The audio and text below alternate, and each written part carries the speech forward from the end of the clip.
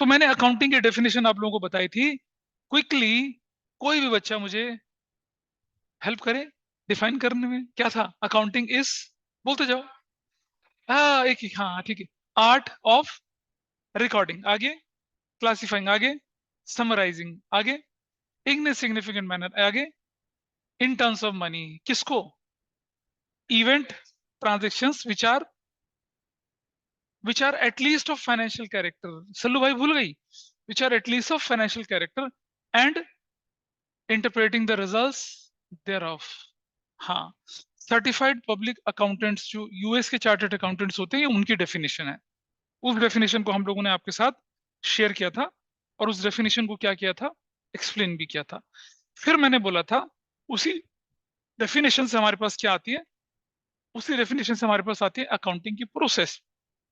तो आज हम प्रोसेस को डिटेल में डिस्कस करेंगे, कुछ नए कंसेप्ट सीखेंगे। Before I discuss the process of accounting, आपको जानने की जरूरत है किसको बोलते हैं एसेट्स और किसको बोलते हैं लायबिलिटीज। मैंने पिछली क्लास में लोगों से पूछा था कि क्या ये अपनी फैमिली के लिए एसेट्स हैं या लायबिलिटीज हैं। Same question to you and same question to you. आप अपनी फैमिली के लिए क्या एसेट या लायबिलिटी? नहीं नहीं, एक बताओ क्या हो, लायबिलिटी है। तुम बताओ क्या? अभी अभी नहीं, बहुत दिनों तक लायबिलिटी रहोगे, अभी टाइम लगेगा तुम्हें एसेट्स बनने में, ठीक है। और हिंदी में लायबिलिटी को कहते हैं पनौती, ठीक है। राजपाल यादव के डायलॉग में खूब बोलता हूँ, अरे लिखना मत बेटा पनौती, कहीं लिख दिया पनौती, डोंट राइट इट। ये तो मैं ऐसे ही बोल रहा हूँ, ठीक है। तो लायबिलिटीज आर पेमेंट ऑब्लिगेशंस। तुम्हारे ऊपर कौन सा कर्जा चढ़ा जो तुम लायबिलिटी हो भाई?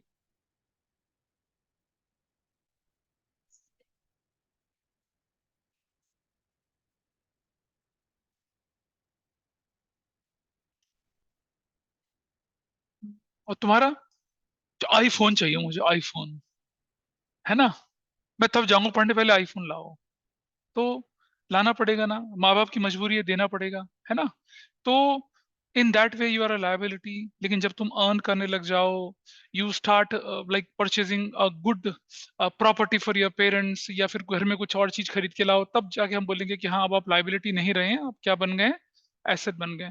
Let us understand in accounting terms, anything over which you have a legal right, that is known as liability, and any payment obligation for future, oh that is an asset, and any payment obligation for future, that is a liability। Assets और liability को मोटा मोटा आपसे समझना है, ठीक है।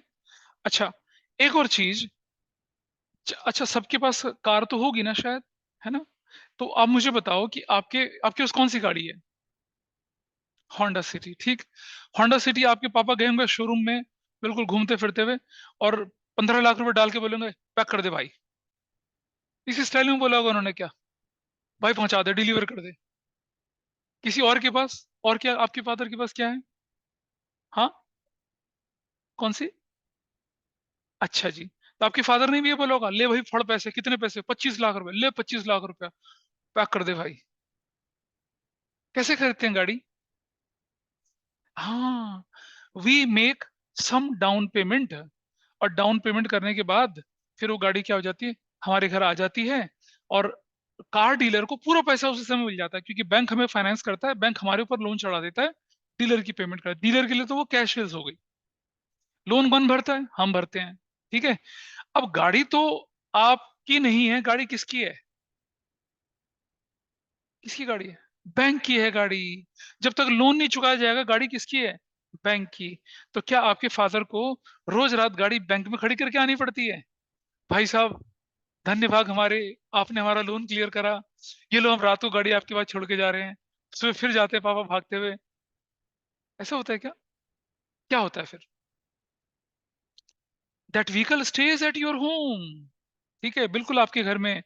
और पीछे अश्मित क्या करते हैं, धूम मचा ले धूम स्टाइल वाले में एक्सप्रेसवे में 150 की रफ्तार से गाड़ी उड़ा रहा होता है। और ठीक है, और जब ट्रैफिक पुलिस वाला पूछता है गाड़ी किसकी है, साडी गाड़ी हैगी।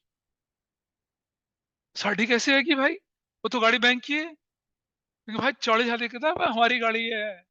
किसकी गाड़ी है? पप्पा की। पप्पा किसका? साढ़े पप्पा आएंगे, ठीक है, गाड़ी हमारी होगी। Of course the vehicle is yours, ठीक है। But legally ownership right is not with you completely, that is with bank, ठीक है। तो कोई भी एसेट अगर आपने खरीद ली, वो एसेट किसकी है? वो जिसने आपको लोन दिया है, लीगल राइट उसका है। जिस दिन आप कर्जा चुका देंगे, ऐसे ही, ठीक है। इन भाई साहब ने क्या किया था, संजना को इंस्टॉलमेंट में खरीदा था, इंस्टॉलमेंट में खरीदा था, ठीक है। एक दिन संजना बहुत उदास थी, बोली इनसे कि क्या, क्या वीर, मैं किस्तों में आऊंगी तुम्हारे पास क्या? तो पूरी पेमेंट करके मुझे फ्री क्यों नहीं करा लेते हो? इसको इसको दिल पे लग गई इसके, ठीक है। वो होता ना एक यूट्यूब में साडा भाई जोगिंदर वाला टाइप के, ठीक है। और तुरंत भागेगा बैंक मैनेजर के पास, मैनेजर कितना कर्जा बाकी है? 45,000, ले फड़ 45,000। शाम को आके नोटों की माला पहनाता, संजना को कहता है अब तो मेरी हो गई। अदरवाइज अदरवाइज वो संजना जो थी वो तो बैंक वाले की थी ना। हैं? अच्छा रुक गया मैं, रुक गया, ठीक, रुक गया। अदरवाइज वो किसकी थी? वो तो बैंक की थी ना। इसे उसे अपना बनाने के लिए सीधा तूफान मिल की तरह बैंक में गया, और उसके बाद तो देन बढ़िया रिलेशन है। वो तो आगे की कहानी आपने सुनी ली थी पिछली क्लास में। ठीक है, ठीक है। अरे नहीं सुना रहा यार, शांत रहे। Will move to the concept. तो बेटा हम क्या करेंगे यहाँ पर, थोड़ा बहुत जिक्र एसेट्स का करेंगे, और थोड़ा बहुत जिक्र हम लायबिलिटीज का करेंगे, ठीक है। कैसे करेंगे, अकाउंटिंग प्रोसेस में दिखाऊंगा आपको मैं।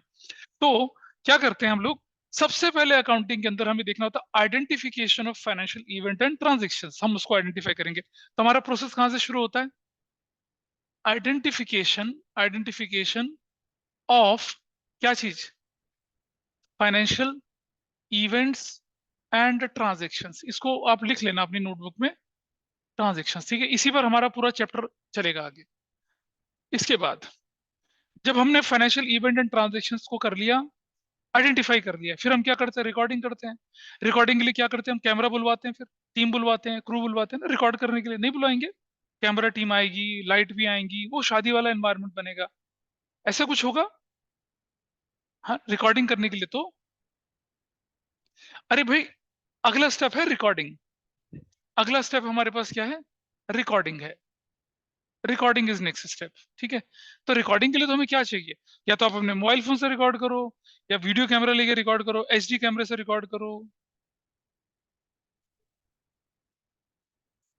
मैं झांसा देना चाह रहा था, वो नहीं फंसी बच्ची, ठीक है। रिकॉर्डिंग कहाँ होगी? बुक्स ऑफ अकाउंट्स में होगी।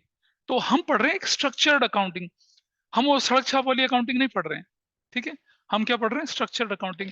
चार्टर अकाउंटेंट उन अकाउंट्स को बनाता है, वो वाली अकाउंटिंग हम पढ़ रहे हैं, ठीक है। तो रिकॉर्डिंग जो होती है, वो एक होती है किसके अंदर? Cash book.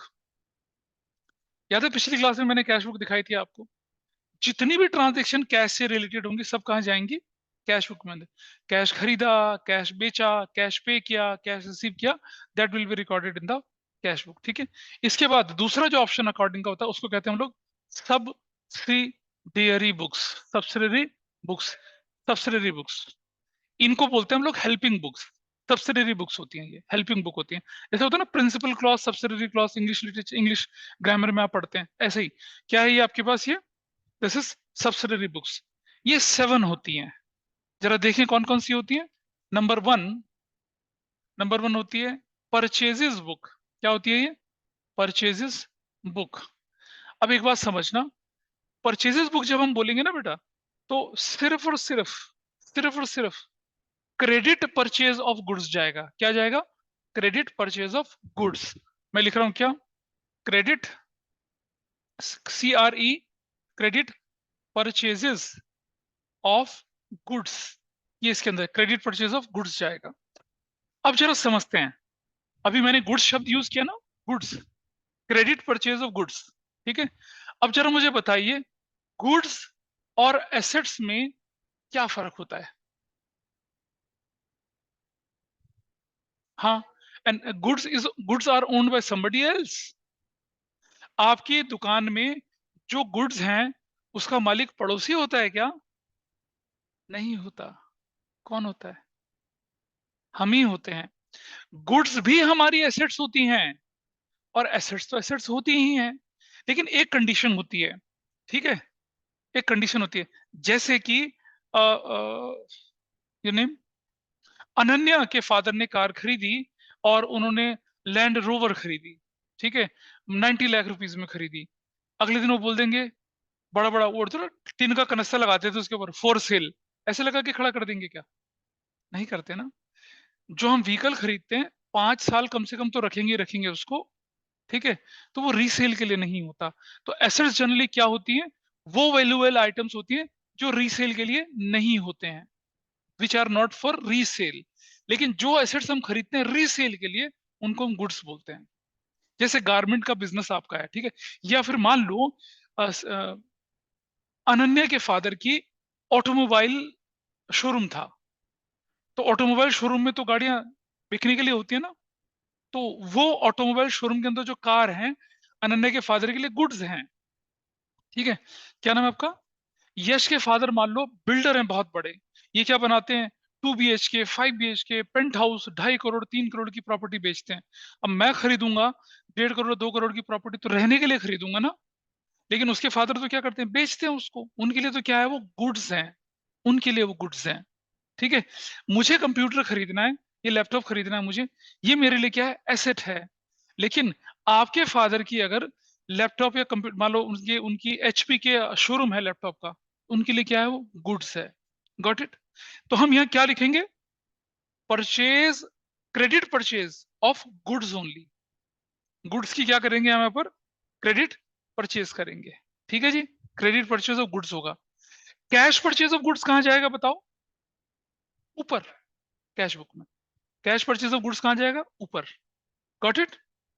Credit purchase of goods कहाँ जाएगा, यहाँ जाएगा, बोलो। हाँ, क्रेडिट परचेज का मतलब क्या होता है, जैसे मैं बताता हूँ, इधर आओ, इधर आओ, मैं बताता हूँ क्या मतलब होता है। आर यू कैर हाँ, आजा आजा आजा। Are you carrying some money with you? अरे मैं देता, इतने सारे पैसे मेरे पास, ठीक है। ये पैसे आपके पास, ठीक है। तो आपने मुझे बोला कि सर अपना फोन बेच दो, बोलो। हमने कहा लो बेचो, खरीद लो, फिर पकड़ो इसको। अरे इधर तो आना, यहाँ इधर आ। तो मैंने आपको ये फोन बेचा, आपने मुझे क्या दिया, पैसा दिया। अब ये क्रेडिट हुआ या कैश हुआ? क्रेडिट कहाँ से हुआ? क्रेडिट तो तब होता जब पैसे भी तुम्हारे पास होते, फोन भी तुम्हारे पास होता। तो कैश परचेज हुआ ना। तो कैश परचेज कहाँ रिकॉर्ड होगी, यहाँ रिकॉर्ड होगी। लेकिन आपने बोला सर पैसे तो अभी है नहीं, अगले महीने दूंगी, उसे कहते हैं क्रेडिट, ठीक है। रखो, तो पैसे भी रखो, हाँ, ठीक है। तो आपने देखा ना दुकानों में लिखा रहता है, आज नगद कल उधार, ठीक है, नो क्रेडिट लिखा रहता है ना इससे। या लिखते हैं क्या, उधार दोस्ती की कैंची है, इस तरह की बातें लोग लिखते हैं खुद दुकानों में। लाजपत नगर की दुकानों में दिखेगा आपको लिखा होगा लाजपत नगर में, ठीक है, आज नगद कल उधार, ऐसा करके। हाँ बोलो। नहीं नहीं नहीं, लोन नहीं, अभी आएंगे ना उस पे, लोन पे भी मैं आऊंगा अभी, ठीक है। सो यू अंडरस्टूड कि अगर हम किसी को से सामान खरीदते हैं और पेमेंट नहीं करते हैं, या वी पोस्टपोन द पेमेंट, तो वो क्या कहलाती है, क्रेडिट परचेज कहलाती है, ठीक है। अच्छा जी, नंबर 2, अब हमारे पास आया परचेजेस रिटर्न बुक, या इसका एक दूसरा नाम भी होता है रिटर्न आउटवर्ड, परचेजेस रिटर्न या return outward book, purchases return या रिटर्न आउटवर्ड बुक, ठीक है। मतलब हमने सामान खरीदा, तो जरूरी है कि वो सामान अच्छा हो, अच्छा नहीं होता तो क्या करते हैं हम लोग, उसको वापस करने चले जाते हैं, ठीक है। अब जैसे मान लो क्या होता है कि हाँ, अश्मित में सब्जी की दुकान थी, उसकी सब्जी की दुकान, ठीक है, सब्जी की दुकान। अब सब्जी की दुकान में क्या होता है, सबसे पहले जो सब्जी खरीदने के लिए आती हैं, आती हैं मतलब जनरली लेडीज आती हैं, कहते हैं भैया सब्जी ताजी है, बिल्कुल ताजी है, ठीक है। और बार्गेन बहुत ज्यादा करती हैं, ताजी बहुत अच्छी है, फिर बोलती है अगर खराब निकली तो अस्मित कहता है मैडम वापस कराना। तो कोई मतलब कोई लेडी भरते वाले बैंगन ले रही थी, भरते वाले बैंगन देख रहे बड़े बड़े, तो लेडी बड़े अंदाज से पूछती है भैया कीड़ा तो नहीं होगा, ठीक है। अस्मित कहता है मैडम नहीं होगा। तो पूछती हैं कि अगर कीड़ा निकला तो बनी हुई सब्जी वापस दे जाऊंगी आपको, कहता है बिल्कुल ठीक है दे जाना, 2-4 रोटियां भी दे जाना, रात का भला हो जाएगा मेरा तो, ठीक है। अश्मित से किसी ने पूछा, अश्मित क्या मतलब, Ashmit got a new born baby, पूछा बच्चा कैसा है, कहता जी ताजा है। ये सब्जी वाला था तो ये तो बोलता सब्जी वाला, हर चीज में कैसे ताजी है, और टमाटर कैसे ताजे हैं, प्याज कैसे ताजे हैं, कैसे बच्चा कैसे ताजा है, ठीक है। सब्जी वाला मत बनना तुम। सो अंडरस्टैंड, अगर हमने सामान खरीदा and that is not up to the mark, will return it. कहाँ रिकॉर्ड करेंगे? रिटर्न, रिटर्न आउटवर्ड बुक में। हमने सामान वापस किया, बदले में हमें क्या मिल गया? बदले में हमें पैसा मिल गया। कहाँ रिकॉर्ड करेंगे? कैश बुक में। अंडरस्टूड? ठीक है जी चीजें। चलो ठीक है। तो नंबर 3, इसी तरह से सेल्स बुक।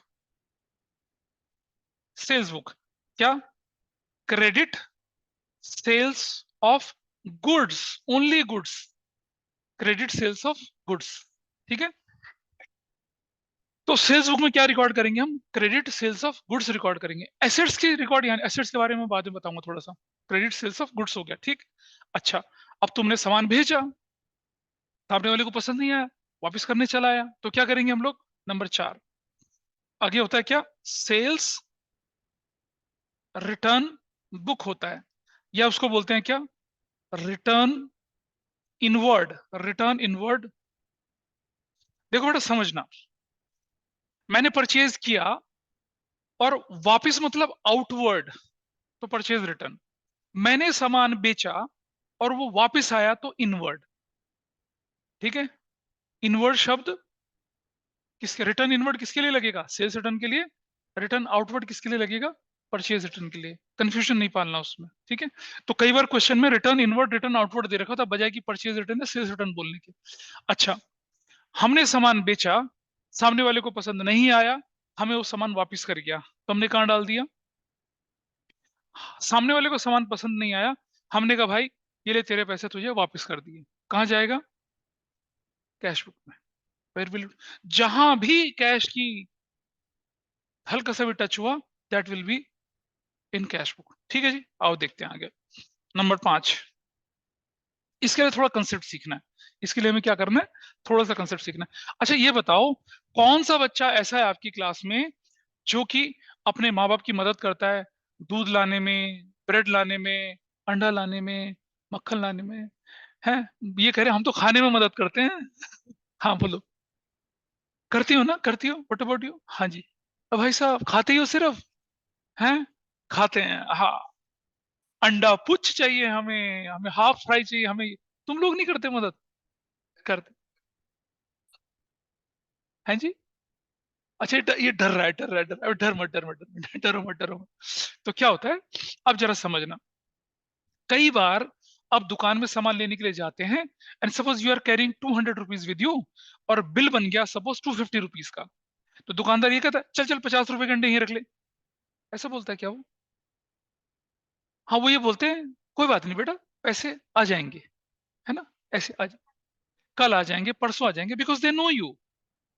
तुम अचानक से सेक्टर 45 की लोकेलिटी में जाके किसी दुकानदार से सामान खरीदते हो, और फिर बोलते हो भैया बाकी के पैसे कल दे देंगे। अबे कौन है तू भाई? कौन? कल कहाँ? तो उधार कौन देगा आपको? जो जानता होगा ना। जनरली लोकल शॉप वाले ही आपको तो उधार देंगे। पता चला ग्रेटर कैलाश में जाके बोल रही हो 500 रुपए के अंडे खरीदे, भैया पैसे कल देंगे। ऐसा तो नहीं। अभी रुको रुको रुको, उसको उसकी बात में बाद में करेंगे, वो उसको बाद में करेंगे। अंडा थोड़ी रिकॉर्ड करेंगे, वो नहीं।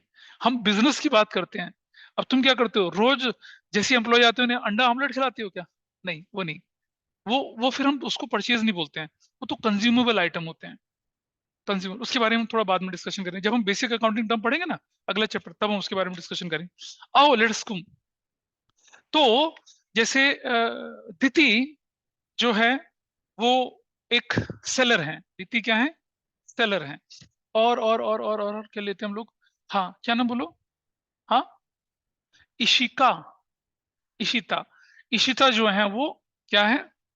परचेजर है। ठीक है। इशिदिति ने सामान बेचा कितने का? 20,000 रुपीज का सामान बेच दिया, किसको? इशिता को।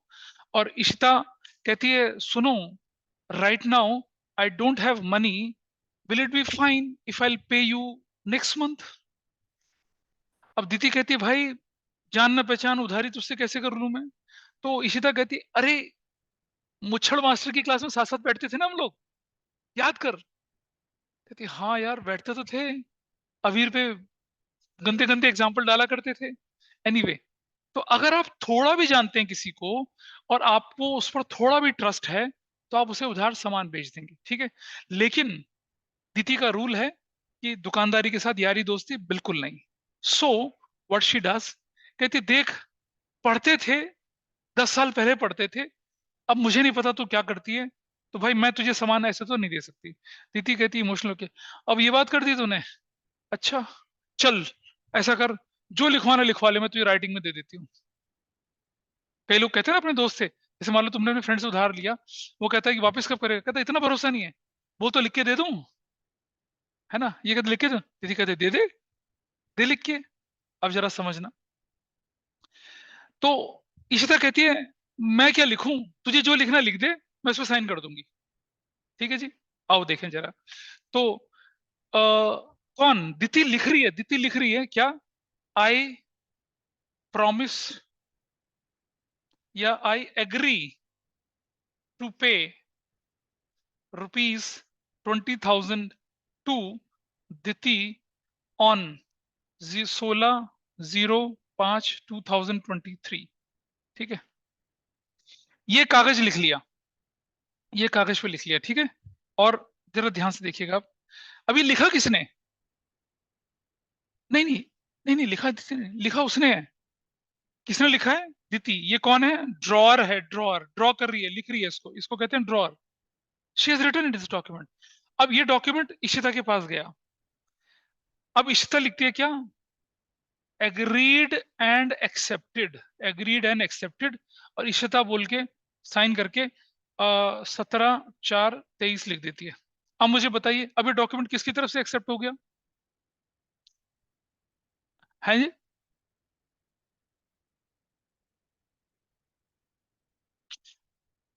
आई I promise agree to pay, और साइन किसका है नीचे, इशिता का। तो हु विल पे टू हुम,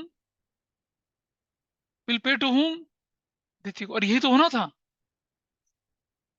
इसने सामान बेचा उसको, इसने पैसे देने थे उसको, अभी पैसा है नहीं, बाद में पैसे देने से मना कर दे, इसलिए डॉक्यूमेंटेड करा दिया। याद है स्टैम्प पेपर पे लिखवा लेते हैं लोग, ऐसा कर दिया इसने, 100 रुपए के स्टैम्प पेपर पे लिखवा लिया, ऐसा कर लिया। तो एक्चुअल में ड्राफ्ट किसने किया था, उसने किया था, किसने, सॉरी दीति ने ड्राफ्ट किया था, और साइन किससे करवा लिया, उससे। तो उसके साइन होने का मतलब है कि ये एग्री, ये एक्सेप्टेंस उसकी है। तो अब आपको किसको, इशिता को इस डॉक्यूमेंट के अगेंस्ट फ्यूचर में पैसा पे करना पड़ेगा, करना पड़ेगा ना। और क्या, और दिति को इस डॉक्यूमेंट के अगेंस्ट फ्यूचर में पैसा मिलेगा। तो जब मिलता है तो बोलते हैं रिसीव्ड, और जब पे करना होता है तो क्या बोलते हैं, पेड। और जब मिलना होता है तो बोलते हैं रिसीवेबल, और जब देना होता है तो बोलते हैं पेबल। ठीक है, तो बेटा समझो, इशिता के लिए क्या है ये, इशिता के लिए है बिल्स पेबल, क्या बोलते हैं उसको, बिल्स पेबल। और दिति के लिए क्या है ये, बिल्स रिसीवेबल, बिल्स रिसीवेबल। ठीक है, पर कुछ समझ पाए क्या हो रहा है, यस सर। दोबारा बताता हूँ। दिति ने सामान बेचा इशिता को, इशिता ने पैसा नहीं दिया। अब इशिता ने पैसा नहीं दिया, तो दिति ने उससे स्टैम्प पेपर पे लिखवा लिया, ठीक है, लिखा खुद, उसे साइन करवा दिया। अब अगर इशिता फ्यूचर में मना करती है, तो वो स्टैम्प पेपर को कहाँ दिखा देगी, कोर्ट में दिखा देगी, और फिर कोर्ट पैसा वसूलेगा, मुकदमा चलेगा फिर तो। And she has a documentary evidence कि मैंने इसे सामान बेचा था, इसने एक्सेप्ट भी किया था, साइन भी करा था। ठीक है, तो दिति के लिए ये डॉक्यूमेंट क्या है, इसके अगेंस्ट फ्यूचर में पैसा मिलेगा ना, मिलेगा, मिलेगा नहीं मिलेगा। और इशिता के लिए क्या है ये डॉक्यूमेंट, फ्यूचर में पैसा पे करना पड़ेगा। तो जिसे पैसा मिलता है उसके लिए बिल्स रिसीवेबल, और जिसे पैसा देना पड़ता है उसके लिए क्या होता है, bills payable. I hope this is clear to everyone. ठीक, तो चलिए, अब पांचवी बुक होती है, क्या कहते हैं उसको, बिल्स रिसीवेबल बुक, क्या बोलते हैं उसको, बिल्स रिसीवेबल बुक। इसे क्रेडिट परचेज में नहीं डालेंगे, ठंड लग रही है, अच्छा इसे क्रेडिट परचेज में हम क्या करेंगे, नहीं डालेंगे, ठीक है। क्या बोलते हैं इसको, बिल्स रिसीवेबल बुक, ठीक है। और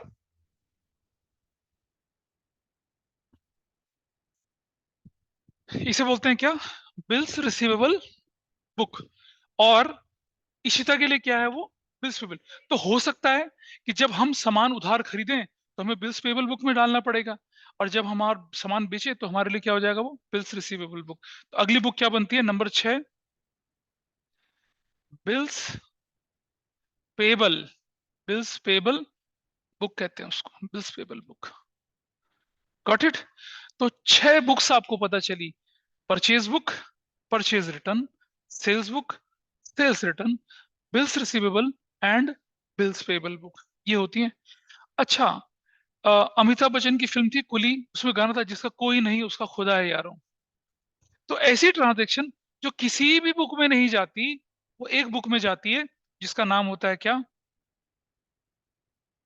journal proper, journal proper book, उसको बोलते हैं हम लोग जनरल प्रॉपर बुक। वो ट्रांजैक्शन जो किसी में भी नहीं जाती है, वो कहां चली जाती है, जनरल प्रॉपर में।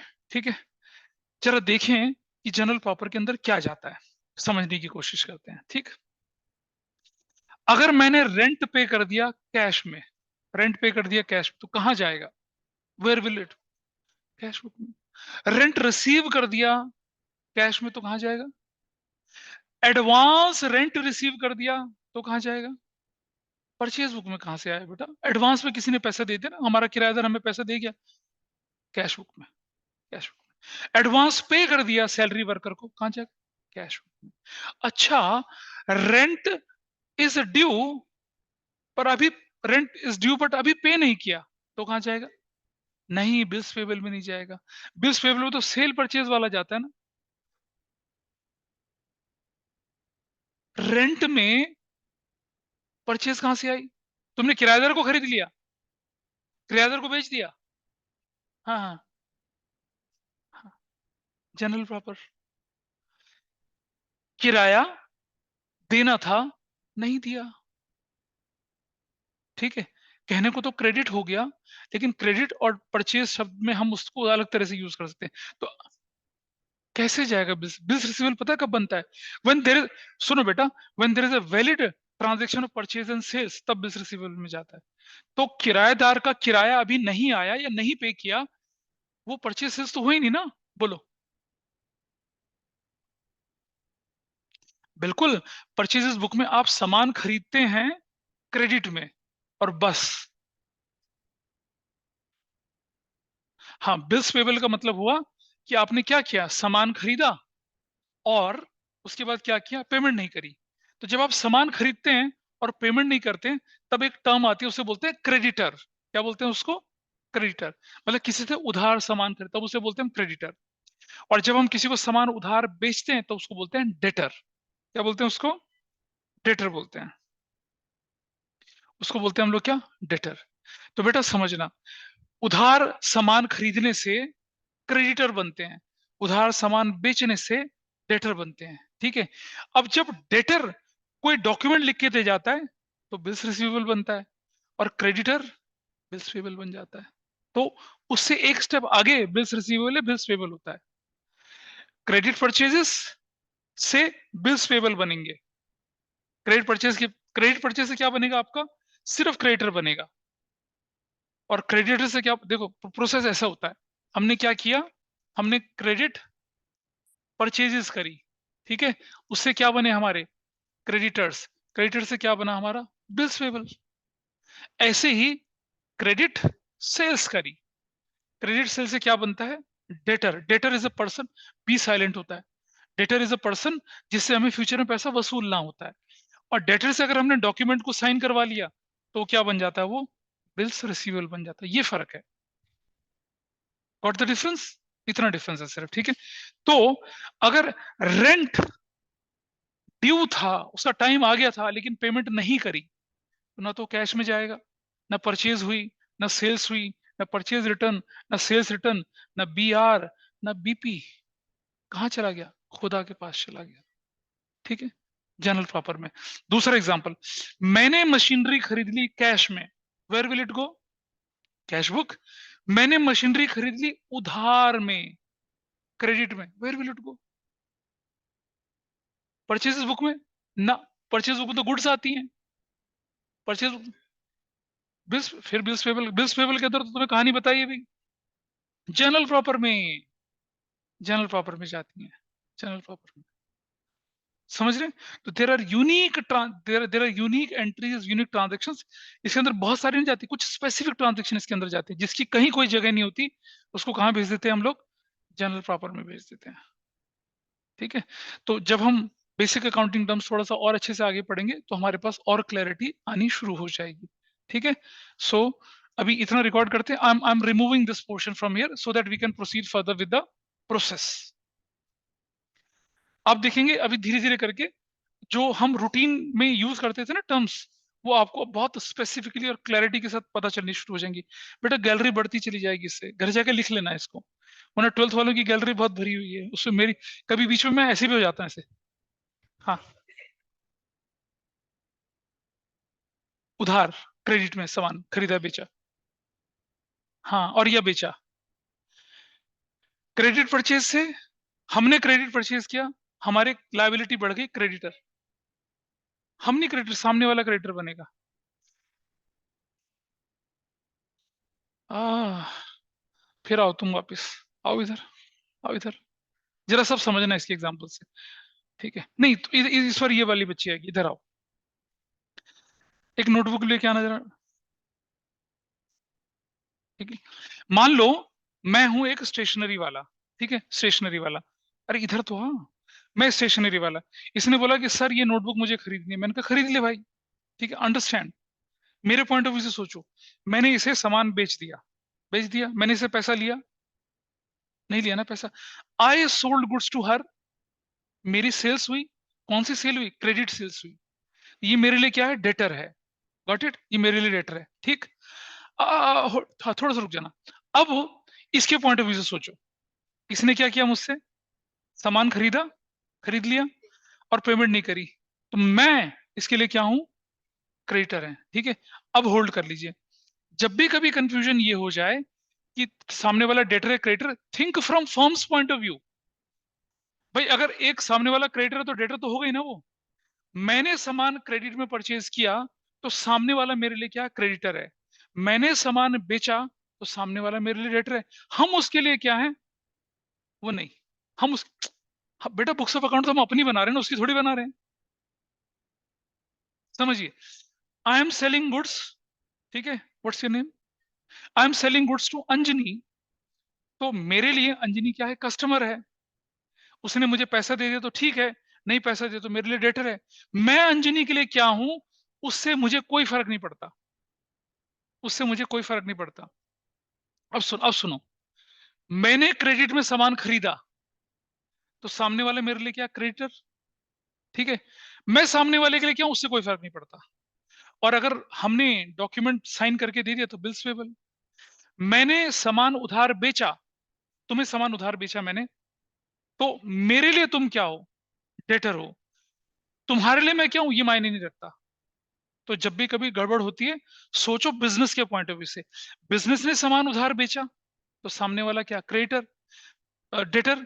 और बिजनेस ने सामान उधार खरीदा तो सामने वाला उसके लिए क्या है? क्रेडिटर है। ठीक है, सामने वाले के लिए हम क्या है? That is immaterial. क्योंकि अगर ये मेरे लिए डेटर है तो मैं इसके लिए क्रेडिटर हुआ ना।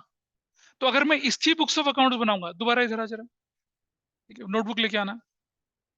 अब जरा समझना इंप्लीकेशन। ठीक है, इस बच्चे ने मुझसे, आजा, इस बच्चे ने, इसको मैंने सामान बेचा, ये लो सामान खरीद ले। ठीक है, अब अगर तुम इधर आओ जरा। Now if she is the accountant, if she is my accountant, if she is my accountant, और नजदीक है ना, if she is my accountant, तो ये मेरे हिसाब से क्या बोलेगी कि सर ये बच्ची जो है ना, क्या है? डेटर है आपके लिए। ठीक है, जब उधर जाओ उसके पास। अब ये किसके अकाउंट बना रही है? अब ये इसके अकाउंट बना रही है। अब ये क्या बोलेगी? हाँ, तो हम किसके अकाउंट्स बना रहे हैं उस पर्सपेक्टिव से सोचते हैं। Is that clear? किसके पॉइंट ऑफ व्यू से सोच रहे हैं? तो जब कुछ नहीं बोला जाए तो बिजनेस के पॉइंट ऑफ व्यू से सोचना है। Business purchase goods on credit, तो सामने वाला क्या बना? Creditor. Business sold goods on credit, तो सामने वाला क्या बना? डेटर बना। सामने वाले के लिए क्या है? वो मटेरियल नहीं करता, वो मायने नहीं रखता। इसका ध्यान रखना, इसलिए कंफ्यूजन पैदा होता है कि अगर मैंने किसी को सामान बेचा तो वो मेरे लिए क्या हो गया? डेटर हो गया।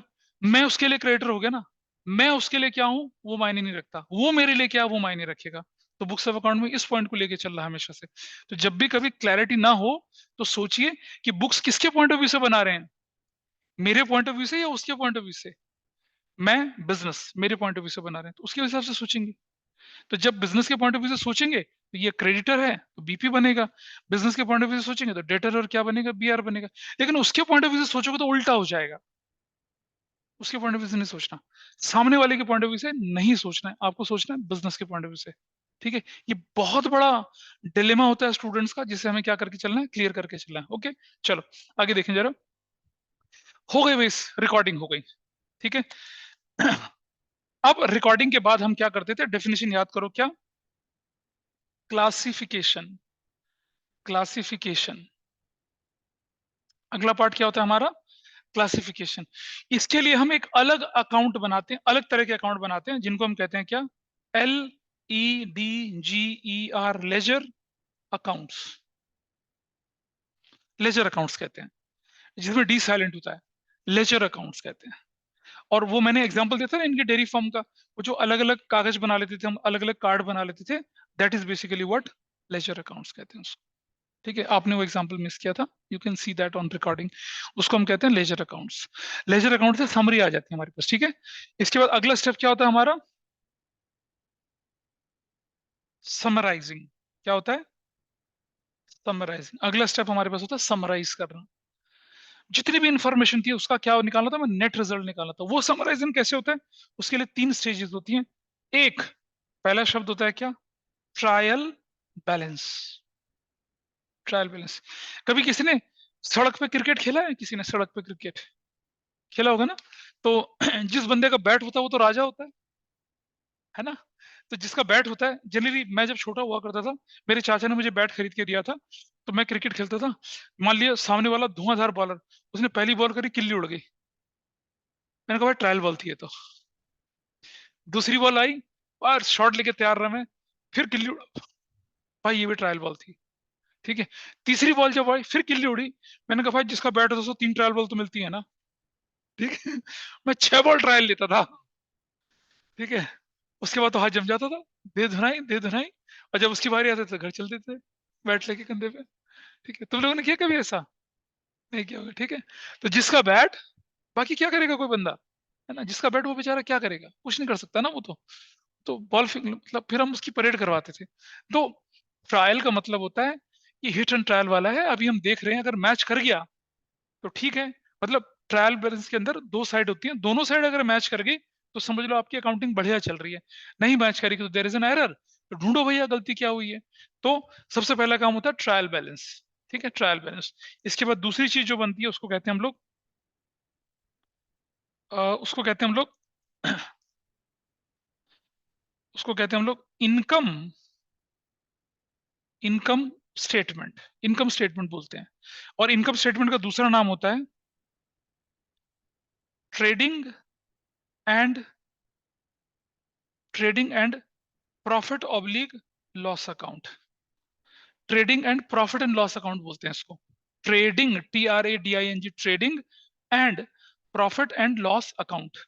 एक इससे हमें प्रॉफिट पता चलता है, और तीसरा क्या होता है, position, position statement. Position statement होता है। पोजीशन स्टेटमेंट्स को क्या बोलते हैं हम लोग, बैलेंस शीट बोलते हैं। कई कई बार नाम सुना होगा आप लोगों ने ना, बैलेंस शीट ऐसे करके होता है। तो समरी इस तरह से होती है। आपको प्रॉफिट क्या वो भी पता चल जाएगा, आपकी कितनी एसेट्स हैं और आपके ऊपर कितनी लायबिलिटीज हैं, इसका भी आपको पता चल जाता है। उसको बोलते हैं हम लोग क्या, पोजीशन स्टेटमेंट। तो जो समरी होती है बेटा वो 3 हिस्सों में आती है, ट्रायल बैलेंस, और trading and profit and loss account जिसे हम इनकम स्टेटमेंट बोलते हैं, और तीसरा क्या हो जाता है, पोजीशन स्टेटमेंट, जिससे हमें पता चलती है फाइनेंशियल पोजीशन, उसे कहते हैं बैलेंस शीट। अच्छा, कभी सुना है कि किसी सामने वाले बंदे के लोग बोलते हैं भाई बड़ा मोटा आसामी है, सुना है किसी ने ये शब्द, मोटा आसामी, मतलब नॉट विद अ फैट बेली, ऐसा नहीं होता। मोटा आसामी कहते हैं, क्या कहते हैं, सामने वाला बड़ा मालदार है। मालदार सुना, मालदार, वट मालदार, गले में माला डाल के घूमता है देवदार की, पैसे वाला, पैसे वाला, पैसे वाला, है ना, पैसे वाला। तो ये मोटा, असामी, पैसे वाला, ये सब वही शब्द होते हैं। ठीक है। कैसे पता चलेगा कि कोई मालदार है, बताओ जरा, कैसे पता चलेगा? इनकम कैसे, मतलब वो आपको दिखा के बोले look I want this? How will you know कि somebody इज मालदार या मोटा असामी? How will you know? कैसे पता, बता जरा, कैसे पता लगेगा? कैसे कैसे, क्या फालतू के खर्चे? संजना खरीद ली, रंजना खरीद ली, ये खरीद ली, वो खरीद ली, कैसे फालतू के करते हैं? हाँ। Luxury owned. लग्जरी कार बोल रहा है, लग्जरी, लग्जरी ब्रांड पहनता है, लग्जरी गाड़ियां खरीदता है, लग्जरी सिगार पीता है, लग्जरी हुक्का पीता है, लग्जरी ये लग्जरी वो, है ना? सब कुछ, हर चीज ब्रांड से भी है। घड़ी भी पहन रहा है, घड़ी घड़ी पहन रहा है 2.5 करोड़ की, गाड़ी बेंटले में घूम रहा है ना? वो देखा तुमने वो एक जो एक गाना जो है, बंदा बादशाह, बादशाह, है ना? रैपर है जो बादशाह, उसने अभी कुछ दिन पहले पिछले साल ही खरीदी थी उसने, बेंटले खरीदी थी 3.5 करोड़ की। बड़ा फ्लॉन्ट कर रहा था उससे वो। ऐसा करता है। तो ऐसे तो पता चलता है ना। तो भाई बिजनेस में कैसे पता चलेगा कि बिजनेस मालदार है या नहीं है? एसेट्स, खूब सारी एसेट्स और थोड़ी कम लायबिलिटीज, तब हम बोलते हैं कि हाँ बिजनेस अच्छा चल रहा है। So this is what summarizing. और समराइजिंग के बाद क्या करते हैं हम लोग, बताइए जरा, आगे क्या होता होगा, बताइए समराइज। हम क्या होता है पता है, ये जब सारी चीजें हो जाती हैं, इनको फिर हम क्या करते हैं, क्लासिफाई करते हैं, सबको क्लोज करके हम क्या करते हैं, फाइनल नेट इफेक्ट जो होता है उसको हम ट्रायल बैलेंस में भेज देते हैं। और ट्रायल बैलेंस के बाद फिर आगे के 2 अकाउंट बनते हैं हम लोग। तो जब जब आपका सिलेबस खत्म होगा ना, 18-19 चैप्टर, तब हम यहाँ पहुंचेंगे। हाँ बोलो, क्या बोल रही थी? हम्म, तो वो ट्रायल बैलेंस से नहीं पता चलता, वो इससे पता चलता है, नीचे वाले से। Trial balance shows arithmetical accuracy. Trial balance की दो साइड होती है, एक को डेबिट बोलते हैं, क्रेडिट बोलते हैं। अगर दोनों मैच कर गई, इसका मतलब आपने अर्थमेटिकली अपनी अकाउंटिंग ठीक करी है। नहीं मैच करती तो फिर कुछ गड़बड़ हो गई है, फिर एरर आ गई है, फिर उनका रेक्टिफिकेशन, रेक्टिफिकेशन ऑफ एरर भी एक चैप्टर है आपकी आपके सिलेबस में। फिर हम वैसा करते हैं।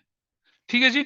सो अब अब समराइज करने के बाद क्या करते हैं हम लोग, उसके बाद हम क्या करते हैं, एनालिसिस एंड इंटरप्रिटेशन करते हैं। एनालिसिस एंड इंटरप्रिटेशन करेंगे, एनालाइज करेंगे, प्रॉफिट हुआ, लॉस हुआ, एसेट्स है, लायबिलिटीज है, कम है, ज्यादा है, क्या है ना? ऐसा करते हैं। We started with 200, now we have 500। समझा? हाँ। हाँ। Analysis and interpretation. Papa has given you 2 crore rupees and you have increase that to 3 crore rupees, ऐसा करके। ठीक है। और उसके बाद क्या होता है लास्ट में, कम्युनिकेशन होता है। क्या होता है? कम्युनिकेशन। किसको? अकाउंटिंग इंफॉर्मेशन किसको चाहिए? यूजर्स को। लूजर्स को? हाँ, यूजर्स को चाहिए होती है। किसको देते हैं? Users, users of accounting information. और फिर दोबारा शुरू हो जाओ। ये कुंभ का मेला थोड़ी 12 साल में एक बार आएगा। Let us start it again. फिर हम आगे बढ़ाते हैं गाड़ी। भरो बेटा, गैलरी भरो अपनी अपनी। ठीक है। मैं लिख दूं यहाँ पर जरा, लिख दूं पहले। अकाउंट, मेरी फोटो मत खींचो। अकाउंटिंग प्रोसेस, ऐसे करके। तो दिस इज अकाउंटिंग प्रोसेस। हाँ जी बोलो।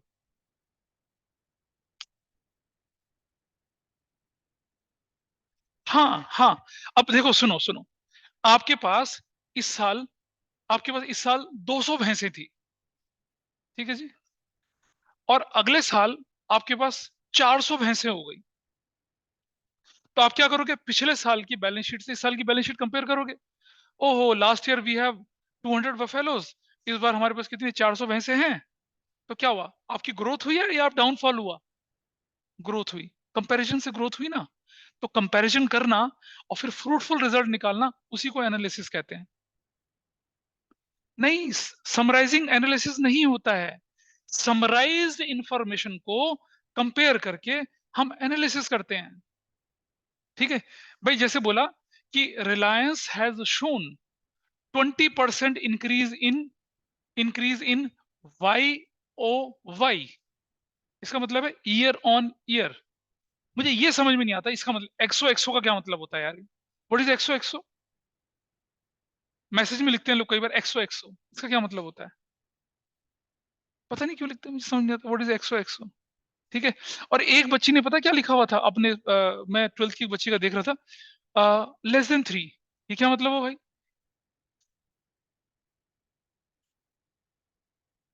अबे कहाँ से आर्ट हुआ ये लेस? अच्छा, less than 3। मैं सोचूं यार क्या मतलब इसका less than 3 का मतलब है। तुम लोग बहुत एडवांस हो गए हो यार, क्या क्या लिखते रहते हो। ठीक है। तो ईयर ऑन ईयर जो होता है कि पिछले साल हमारी बैलेंस शीट में इतना एसेट्स था, इतनी लायबिलिटी, इस साल इतना एसेट्स। अच्छा, पिछले साल हमारा प्रॉफिट 200 करोड़ था, इस साल हमारा प्रॉफिट 500 करोड़ है। तो कंपैरिजन किया ना आपने, summarize information of this year, summarize information of last year, and you compared. Like his papa says, पुत्र I have given you 2.5 crore. Yes, Papa, you have given me. How much you have now? 3 crore. दिखाओ कैसे है। तो ये दिखाएगा books of accounts 3 crore 2 crore ऐसे करके दिखाएगा ना। So this is known as analysis. और फिर जो कम्युनिकेट करते हैं हम लोग, किसको कम्युनिकेट करते हैं हम लोग? हाँ बोलो, क्या बोल रहे हो? हाँ, यूजर्स कौन, अभी पढ़ेंगे ना उसके बारे में, अगला टॉपिक यही है। Users of accounting information. Accounting information की पहले तो समझिए अकाउंटिंग इन्फॉर्मेशन किसे कहते हैं। इस पूरी प्रोसेस में व्हाट इज अकाउंटिंग इन्फॉर्मेशन? कौन सी इस पूरी प्रोसेस में अकाउंटिंग इन्फॉर्मेशन किसको बोलेंगे? रिकॉर्डिंग में नहीं। अकाउंटिंग इन्फॉर्मेशन इज दिस, जिससे आपको पता चले प्रॉफिट, जिससे पता चले लॉस, जिससे पता चले एसेट्स या लायबिलिटी, वो है अकाउंटिंग इन्फॉर्मेशन। तो these two parts are accounting information. ये अकाउंटिंग इन्फॉर्मेशन और इसका एनालिसिस किसको चाहिए होता है? यूजर्स को। वो यूजर्स क्या होते हैं इसके बारे में हम आगे बढ़ते हैं पहले। तो I hope process is clear to everybody. कुछ रटने की जरूरत तो नहीं है ना? आराम से ध्यान रहेगा। इस पर 1 मार्कर क्वेश्चन बनता है। तो अभी I am starting the topic with your ease. अभी हमने बम्बार्डिंग नहीं करनी शुरू करी है। जब तक थियोरेटिकल चीजें चलेंगी ना, ऐसी मजे मजे में होले होले हो जाएगा प्यार, है ना भाई? होले होले हो जाएगा प्यार। हाँ, ऐसे ही चलेगा, धीरे धीरे चलता रहेगा एंड यू विल सी कि हम कैसे करते हैं। अनफॉर्चुनेटली जब हम थोड़ा स्कूल में कराते हैं, थोड़ा तेजी से कराते हैं, तो थियोरेटिकल चीजें क्या होती है, इग्नोर हो जाती हैं। और फिर बच्चे हमसे बाद में पूछते हैं, सर थोड़ी कहाँ से पढ़े? हम बोलते हैं थोड़ी थोड़ी पढ़ लिया करो। तो थ्योरी साथ साथ पढ़नी है आपको, ठीक है? अलग अलग नहीं चलना। तो अभी तो बुक शायद नहीं आई है, अभी जरूरत भी नहीं है। वट एवर आई एम, इसको नोट तो कर लो, इसे नोट किया? ठीक है।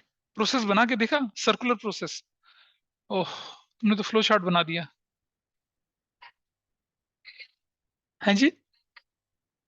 हाँ, हाँ तुम बना लेना, ठीक है, लेकिन ये नहीं कि सेव करके गैलरी बना लिया फिर उसे डीपी डाल दिया। तो वैसे मेरी राइटिंग बहुत बुरी है, अच्छा नहीं लगेगा वो। ठीक है। चलो थोड़ा सा आगे बढ़ते हैं। पर is it fine? Yes sir. अच्छा, अब जरा अपनी बुक्स खोल के देखें तो आपको पता चलेगा कि जो अकाउंटिंग इंफॉर्मेशन होती है, उसके जो यूजर्स होते हैं उनको दो कैटेगरी में हम क्लासिफाई करते हैं। दो कैटेगरी में क्या करते हैं, उनको क्लासिफाई करते हैं। देखेंगे जरा कैसे। तो हमारे पास आया अकाउंटिंग इंफॉर्मेशन। अकाउंटिंग इंफॉर्मेशन, ठीक है। जिसके पास किताब है वो जरा खोल के मुझे बताइए कि अकाउंटिंग इंफॉर्मेशन आपकी बुक में क्या लिखा हुआ है। देखिए जरा, just look at the book. ये तुम लोग ना वो तो ना प्री हिस्टोरिक एज की किताबें लेके आए हो सब। कोई 10 साल पुरानी लाया, कोई 15 साल पुरानी लाया है। हाँ तुम दिखाओ, देखो मैं दिखा तुम्हारी तुम्हारी कितने साल पुरानी है? 15 साल पुराने? अच्छा, 10 साल पुरानी। ठीक है, देखते हैं। I just tell you, accounting information जो है ना, पेज नंबर पे दिखेगी आपको।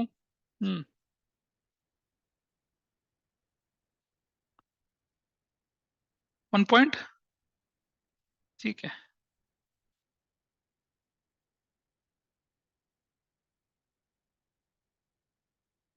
ये लो पकड़ो। ये क्या है? Financial statements generated through the process of accounting. इसको कहते हैं हम अकाउंटिंग इंफॉर्मेशन। मतलब अकाउंटिंग के प्रोसेस से जो भी फाइनेंशियल स्टेटमेंट जनरेट होते हैं उनको क्या बोलते हैं हम लोग? अकाउंटिंग इंफॉर्मेशन बोलते हैं। ठीक है, financial statements generated through the process of accounting, इसको बोलते हैं हम लोग क्या? अकाउंटिंग इंफॉर्मेशन बोलते हैं। ठीक है, इसके अंदर क्या आता है? इसके अंदर आता है statement of profit and loss, ये इसको बोलते हैं हम क्या? Trading and profit and loss account. Number दो, पोजीशन स्टेटमेंट। ठीक है, जिसको बोलते हैं हम लोग क्या? Balance sheet. और एक और चीज होती है जिसको बोलते हैं हम लोग क्या? Cash flow statement. Cash flow statement भी बोलते हैं। एक और चीज होती है cash flow statement.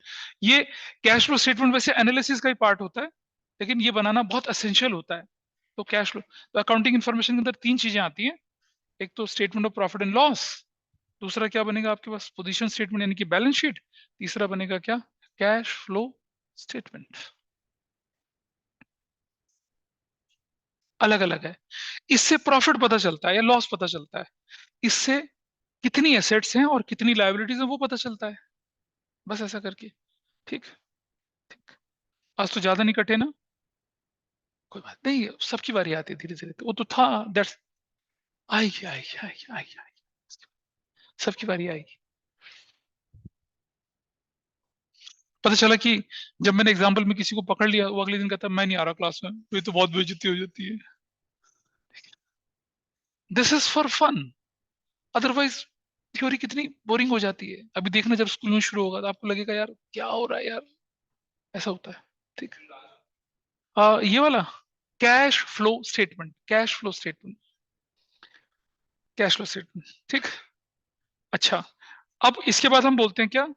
Users of accounting information. Users of accounting information दो तरह के होते हैं, इन पे हम डिस्कशन करेंगे बाद में थोड़ा सा। एक होता है इंटरनल, इंटरनल, और एक होता है एक्सटर्नल।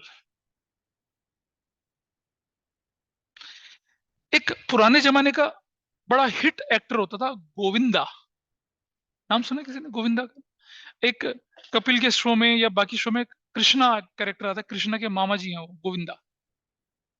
ठीक है, इंटरनल और एक्सटर्नल, उनकी एक मूवी थी, और उस मूवी में गाना था, घर वाली बाहर वाली, इंटरनल एक्सटर्नल। ठीक है, वो तो बहुत पथेटिक सी मूवी थी, बहुत बेकार सा गाना था। लेकिन अकाउंटिंग ऐसी नहीं है। अकाउंटिंग इंफॉर्मेशन जो होती है ना, देर आर सर्टेन यूजर्स, जो घर वाले होते हैं, घर के लोग यूज करते हैं, एंड देर आर सर्टेन जिन्हें बोलते हैं एक्सटर्नल। अब सोचो, आपकी अकाउंटिंग की इंफॉर्मेशन सारी दुनिया को मालूम होनी चाहिए क्या? But as per companies act और as per the guidelines of securities exchange board of India, कुछ इंफॉर्मेशन जो हम दुनिया को देते हैं उसे बोलते हैं पब्लिश्ड अकाउंट्स। क्या बोलते हैं उसको? Published accounts. और बाकी क्या होती है? इंटरनल होती है। तो जो आपके अकाउंट की बहुत डिटेल, माइन्यूट डिटेल्स है, वो आपके पास रहेंगी। आप, वो इंटरनल यूजर्स होते हैं। और जो ये जो स्टेटमेंट और ये जो स्टेटमेंट ऑफ प्रॉफिट लॉस और बैलेंस शीट होती है ना, this is printed and circulated to everybody in the market, ये सबके लिए होती है। तो कौन है वो लोग जिन्हें हम इंटरनल बोलेंगे? कौन है वो लोग जिन्हें हम क्या बोलेंगे? एक्सटर्नल बोलेंगे। ठीक है, तो एक छोटा सा बच्चा किसी स्कूल में इंटरव्यू के लिए गया, और मतलब था छोटी, पहली दूसरी क्लास का। पूछा तुम कितने भाई बहन हो? सर हम 5 भाई और 3 बहनें हैं। हैं? इस जमाने में इतने सारे? तो प्रिंसिपल बोलती, what Mrs Saxena, 8 kids? No no no no no no ma'am, it's not like that. वो ये है और इसकी एक छोटी बहन है, पर क्योंकि हम जॉइंट फैमिली में रहते हैं, तो सब 8 भाई बहन, मेरे मेरे मेरे और मेरे जो छोटे भाई बहन हैं उनके बच्चे हैं, तो हम सब मिलके, सब हम एक दूसरे को भाई बहन ही बोलते हैं। तो जब कोई इनसे पूछता है कि तुम कितने भाई बहन हो, तो ये नहीं बोलते कि मैं और मेरी बहन, ये बोलते हैं हम 8 भाई बहन हैं। ऐसा करके बोलते हैं। अब बता, उस परिवार के लिए इंटरनल कौन हुए भाई? 8 भाई बहन और बड़े पप्पा छोटे पप्पा, बड़े पप्पा बड़ी मम्मी, अपने पप्पा अपनी मम्मी, छोटे पप्पा और छोटी मम्मी, और दद्दू और दादी भी। ठीक है। और कुछ कहते हैं नाना को भूल गए, अब मामा मामी कहाँ जाएंगे। तो अगर हम फैमिली की दायरे को लेके चलें, तो इंटरनल कौन होते हैं, जनरली हमारे ब्लड रिलेशन के लोग हो गए, या हमारे मम्मी की तरफ के लोग हो गए और पापा की तरफ के लोग हो गए। ठीक है। और कुछ तो लोग अपने भाई को भाई नहीं मानते। वैसे भी चलता है। Anyway, we are not discussing social stigma here. तो इंटरनल मतलब वो लोग जो आपके बिजनेस के अपने हैं, जनरली कौन हो सकता है। और मैनेजमेंट, अकाउंटेंट अपने होते हैं। सबसे ज्यादा सबसे ज्यादा पैसा लोग क्या अकाउंटेंट ही भाग रहे होते हैं। नहीं, कोई बात नहीं। हम क्या करेंगे, नेक्स्ट क्लास में डिटेल डिस्कशन करेंगे कि किसे बोलते हैं इंटरनल, किसे बोलते हैं एक्सटर्नल। और अगली क्लास में हम डिस्कस करेंगे qualitative aspects of accounting. That is wonderful. तो उस क्लास के लिए मुझे एक बढ़िया मुर्गा चाहिए होगा। ठीक है, देखूंगा कौन बनता है। ठीक है, चलो। तो तुम्हें नहीं करूंगा एम्बेरस, किसी और को करूंगा मैं। ठीक है, चलिए। हाँ, ठीक है। ओके, तो दैट्स ऑल फॉर टुडे। अबे अभी भागने की तैयारी सीधा। ठीक है, ओके, चलिए।